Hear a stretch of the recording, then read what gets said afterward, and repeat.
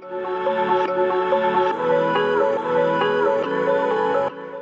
morning and welcome for this episode of Fathers and Sons. Today I want to share something which happened in our life, which had opened our eyes to a reality or a principle which helped us to solve many other issues in the days to come.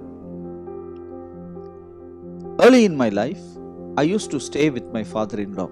I and my wife, we were newly married. We had come recently into the city where my father-in-law had a place where we could even stay. So they were staying in one portion of the house, we were staying in another portion. My wife was carrying, she was pregnant with our first boy, and I think she was in the 8th or the 9th month. That evening, we had to go in my bike. At that time, I had a bike with me, and that was the only way I could take my wife along anywhere, wherever I want to go. So I wanted to take her, and we both had planned to go somewhere in the bike. So in the evening, what happened? She mentioned this to Dad, and Dad said, "Hey, don't go in the bike because you are in this advanced stage of your pregnancy. So please avoid going in the bike." That's what he said, and he went somewhere. So when we had about to go out, she said, "No, I am not coming in the bike." So I said, "Why are you saying like that?" "No, Dad said don't go in the bike." Okay, Dad should have said because he is careful, but I am driving, I will drive carefully. Let us go. But she refused to come. So we hired an auto and we went. In fact, the auto ride was more bumpier than the bike ride. So I was little upset about the whole thing. So this began a discussion and later into a argument between us. I was telling my wife, "How can your father say like that? In fact, I am your husband. I know how to drive the bike and I will definitely drive it very well. And I know that my wife is in this physical condition. So why will I be careless? I will drive very well." In fact, I was careful at that time also. But she was not agreeing and I was not agreeing. So we started to argue about this. So I said, no, you have to obey me because I am the head of the house. You have to obey me. But she said, no. Daddy has said I cannot disobey Daddy and dishonor him. He has said means he has said. So because we could not come to a consensus, what we did was we went to our pastor. How it is important to go to your pastor is very important, because many times we are not able to come to a consensus because both are standing on the word. How good it is to have a neutral person like a pastor in a church or a reverend in a church who can throw some light into this, because both of us are standing on the word. I was saying I am the head and you are not obeying the head. She's saying you are telling me to dishonor my father and mother, which is not right. So she was standing on the word, I was standing on the word. So it became a big discussion and rather an argument. Before it went further, we approached the common person whom we both respect as a neutral person. I want to say one thing at this time before I go further. The most important thing about a marriage is to have a common, neutral, spiritual head. Let me repeat. A common, mutual, spiritual or biblical head who knows the principles.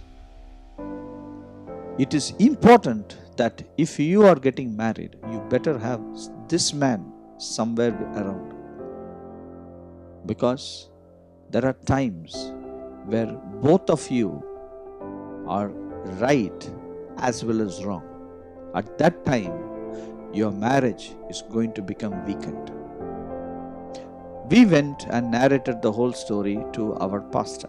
I still remember what my pastor said. He said he heard both of us. I told him my story, she told her story.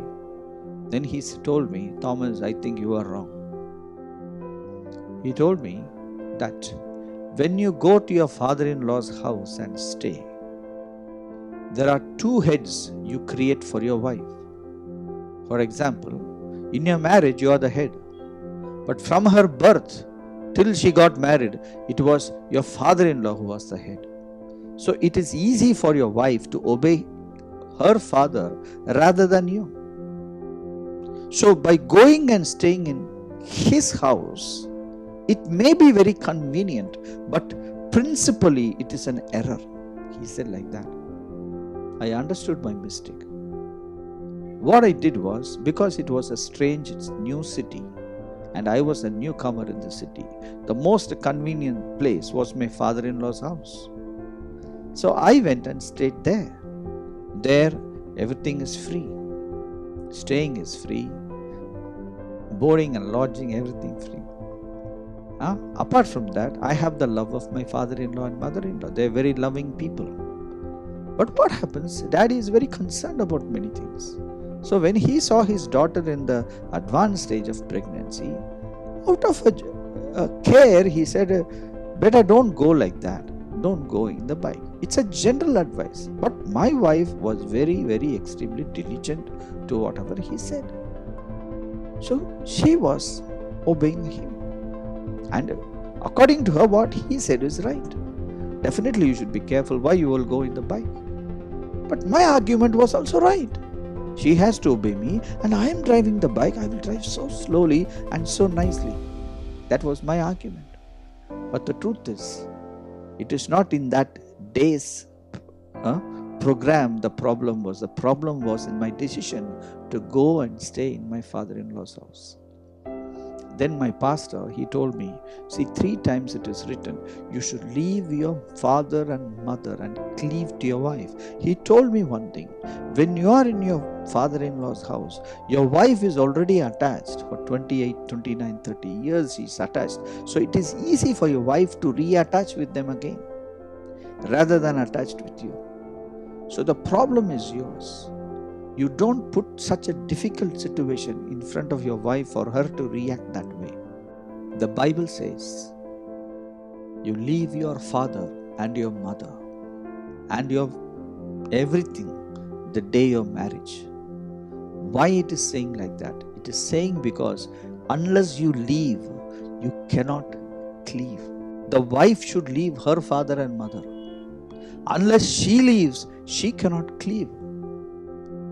The truth of the matter is, it is very easy for us to get attached, reattached with our parents. It was always there from our birth till our marriage. It is always easy for us to go and spend our time, our energy, our strength with our parents. The truth is, not at the cost of your own family. Today I have seen many families, the husband-wife relationship is struggling so much, but the parent-children relationship is flourishing so much. What a tragedy it is. When you and your wife are struggling with each other, your children are going to have a imbalanced, shaky lifestyles the rest of their lives. Don't you think it is your responsibility to unite with your husband or your wife so that your children have stability?